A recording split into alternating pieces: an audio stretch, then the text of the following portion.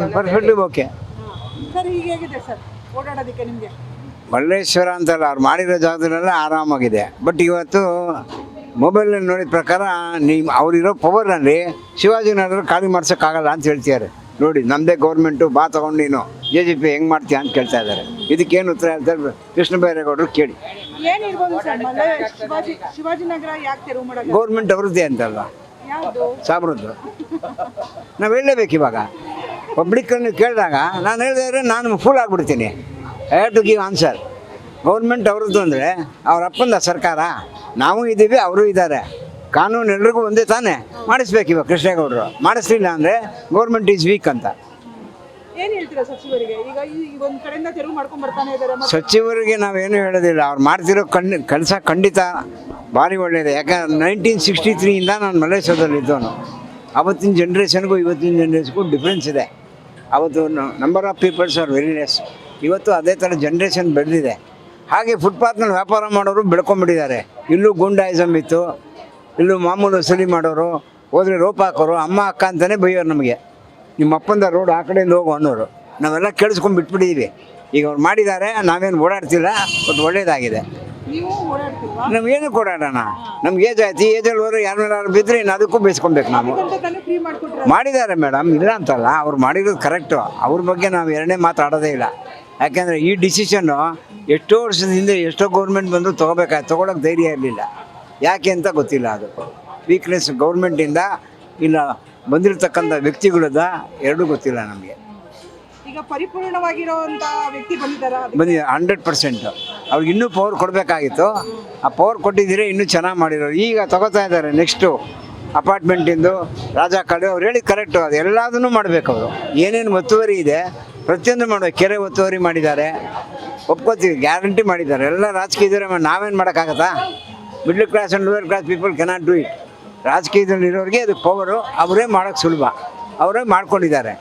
ಈಗ ಅಪಾರ್ಟ್ಮೆಂಟಿಗೆ ಬಂದಿದ್ದಾರೆ. ನೆಕ್ಸ್ಟು ಅದು ವೆಲ್ ಆ್ಯಂಡ್ ಗುಡ್. ಅದು ಮಾಡ್ತಾ ಇರೋದು ಅಪಾರ್ಟ್ಮೆಂಟ್ ಅಂದರೆ ಅಪಾರ್ಟ್ಮೆಂಟಲ್ಲಿ ಏನು ಅನಾನುಕೂಲಗಳು ಇರ್ತವೆ? ಅನಾನುಕೂಲಗಳು ಅಂದರೆ ಇವಾಗ ಒಂದು ಕಂಫರ್ಟಾಗಿ ಕೊಟ್ಬಿಟ್ಟಿದ್ದಾನೆ. ಅದ್ರಲ್ಲಿ ಕೆಲವು ಲೋಪದೋಷಗಳು ಇರುತ್ತೆ ಒಳಗಡೆ. ಅದನ್ನೆಲ್ಲ ರೀಸೆಟ್ ಮಾಡಿಕೊಡ್ತೀವಿ ಅಂತ ಹೇಳಿದ್ದಾರೆ ಅವರೇನೆ.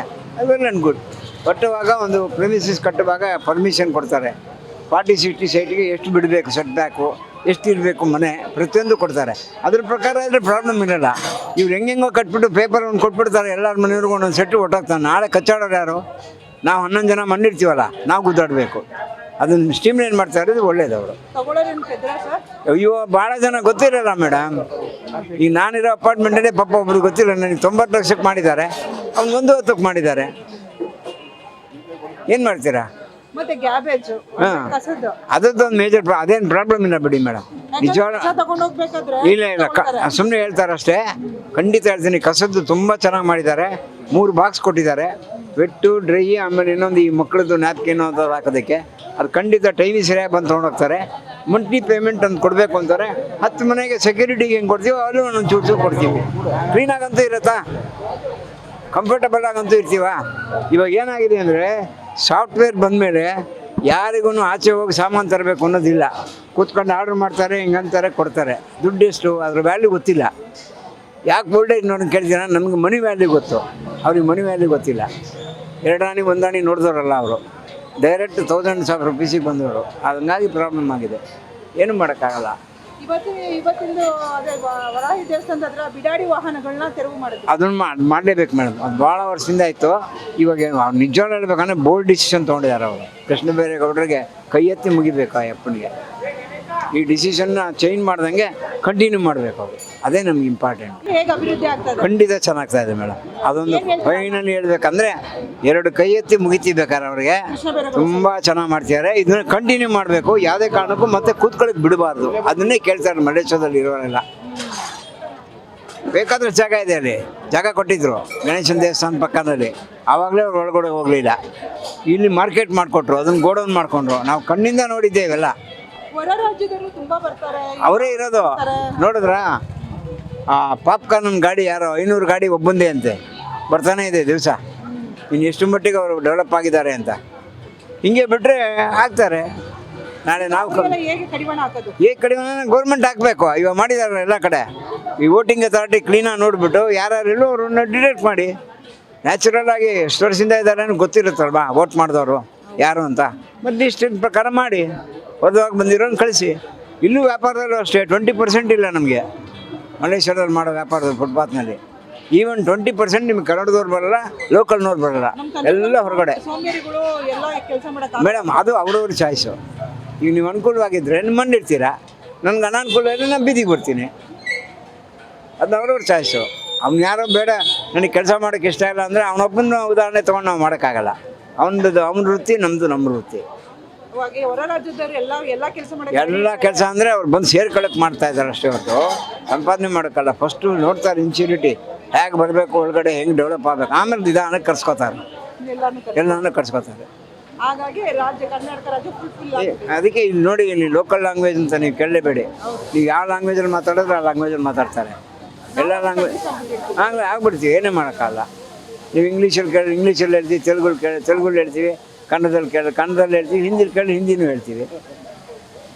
ಹಂಗಾಗಿ ನಾವು ಕೆಟ್ಟೋಗಿದ್ದೀವಿ. ನಮ್ಮ ಭಾಷೆ ನಾವು ಹೇಳಿಸ್ಬೇಕಾಗುತ್ತಲ್ಲ. ಭಾಷೆ ಇವಾಗ ಬರ್ತಾ ಇದೆ. ಈಗ ಭಾಷೆ ಹೊರಟಾದ್ರಲ್ಲ ವಾಟಾಳ್ ನಾಗರಾಜ್ ನಮಗೆ ಕನ್ನಡದವ್ರಿಗೆ ಸೀಮಿತವಾಗಿರೋದು ಇತ್ತು ಮೇಡಮ್. ವಾಟಾಳ್ ನಾಗರಾಜ್ ಇದ್ನಲ್ಲ, ಅವನಿದ್ದ ಸ್ವಲ್ಪ ಬಿಗಿಯಾಗಿತ್ತು. ಈ ನಾರಾಯಣಗೌಡರು ಬರೀ ರೋಲ್ ಕಾಲ್ನವರು, ಕನ್ನಡದವರಲ್ಲ ಅವರು, ರೋಲ್ ಕಾಲ್ನವರು. ವಾಟಾಳ್ ನಾಗರಾಜ್ ಈಗ ಶುರು ಮಾಡಿದ ಸೂಟ್ ಕೇಸು, ನಾರಾಯಣಗೌಡ ಬಂದ ತಕ್ಷಣ ಶುರು ಮಾಡಿಬಿಟ್ಟ ಸೂಟ್ ಕೇಸ್ನ. ಮಾತಾಡಿದ ತಕ್ಷಣ ವಿಧಾನಸೌಧ ಕರೀತಾರೆ, ಒಂದಿಷ್ಟು ಬಾಯಿಗೆ ಹಾಕಯ್ಯ ಅಂತಾರೆ, ಹಾಕ್ತಾರೆ. ನಾರಾಯಣಗೌಡರು ಇರೋದಕ್ಕೆ ಸ್ವಲ್ಪ ಎದುರು ಏನೂ ಇಲ್ಲ, ಸುಮ್ಮನೆ ಹೇಳೋದಷ್ಟೇ. ಬರೀ ದುಡ್ಡು, ಹಣ ತೊಟ್ಟಿದ್ದಾರೆ.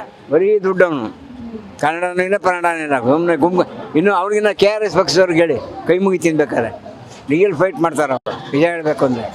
ನಾಡು ನುಡಿ ಅಂದ ತಕ್ಷಣ ಬೀದಿಗಿಡೋದೇ ನಾರಾಯಣಗೌಡರು. ಹಾಂ, ಇಲ್ಲ ಅವರು ಮಾಡಿದಾನೆ ಮೇಡಮ್. KRS ಪಕ್ಷದಲ್ಲಿ ಪಾಪ ಯಪ್ಪ ಟಾಪ್ ಮ್ಯಾನ್, ತುಂಬ ಚೆನ್ನಾಗಿ ಫೈಟ್ ಮಾಡ್ತಾನೆ. ಎಲ್ಲ ಕಡೆ ಕಷ್ಟ ಸುಖ ಅಂದರೆ ಹೋಗಿ ಸ್ಪಂದಿಸ್ತಾನೆ.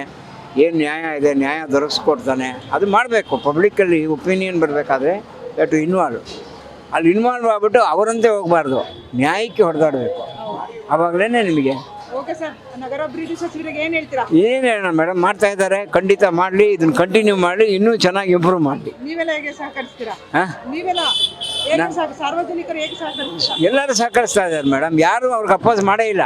ನಾನು ಹೇಳ್ತೀನಿ, ಇಲ್ಲಿವರೆಗೆ ನಿಮ್ಗೆ ಆಗಿರೋ ಈ ಥರ ಮೀಟಿಂಗ್ಗಳು ಎಲ್ಲ ಕಡೆ ನಾನು ನೋಡಿದ್ದೀನಲ್ಲ, ಯಾರೂ ಅಪೋಸ್ ಮಾಡಿಲ್ಲ. Is doing A very good job.